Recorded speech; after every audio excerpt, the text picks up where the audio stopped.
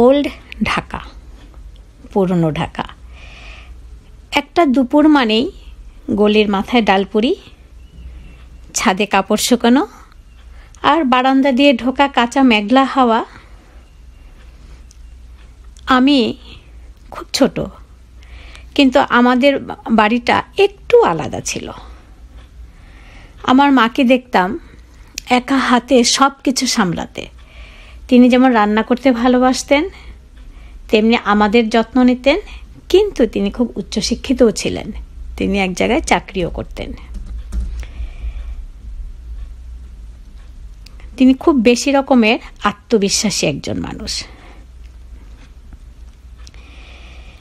আমি তখন বুঝি নাই একটা মেয়ে, একজন মা, একটা সংসার আর একটা নিজস্ব পরিচয়, সব কিছু একসাথে কতটা ভারী হতে পারে।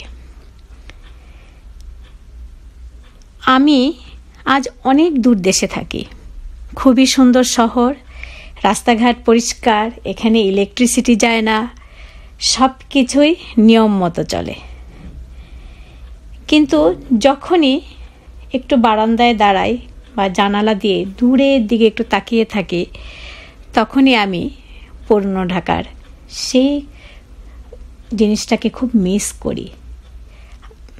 কেন আমি বলছি, আমি যখন মাত্র ইউনিভার্সিটিতে পা দেই, তখনই আমার বাবা মারা যান।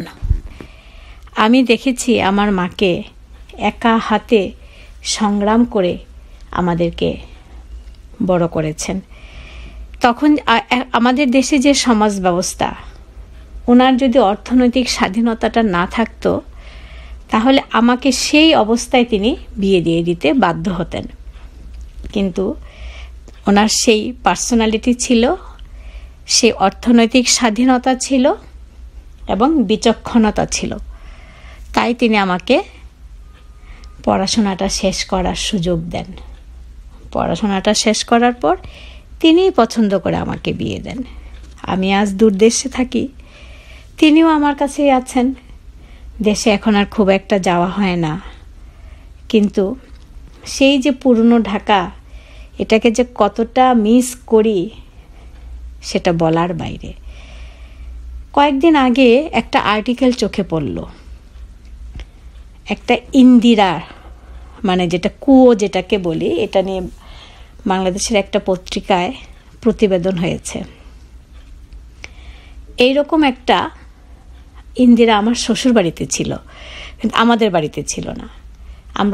আমি পুরনো ঢাকার মানুষ, তাই সব সময় এই জিনিসগুলো খুব ছোট ছোট ছোট ছোট করে আমার চোখে পড়ে। খুব মিস করি বাখরখানি, খুব মিস করি সেই চাংখার পুলের উপর দিয়ে ইউনিভার্সিটিতে যাওয়ার সেই রাস্তাটা। আমি পুরনো ঢাকার মেয়ে, থাকি দূর দেশে। আজ এই পর্যন্তই। যদি এমন রিয়েল লাইফ স্টোরির গল্প শুনতে চান, আপনারা রিয়েল লাইফ স্টোরি আপনারা শুনতে চান, তাহলে আমার পাশে থাকুন আর সাবস্ক্রাইব করে দেবেন। আমি ছোট ছোট গল্প নিয়ে আপনাদের সামনে আসব।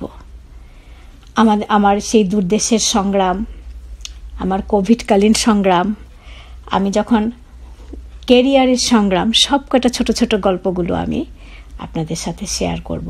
শুধু আমার না, আমার আশেপাশের যত পরিচিত মানুষ, মানে সবাই কেউ না কেউ এই ধরনের সমস্যার ভিতর দিয়ে যায়, সেই গল্পগুলোই আপনাদেরকে জানাবো।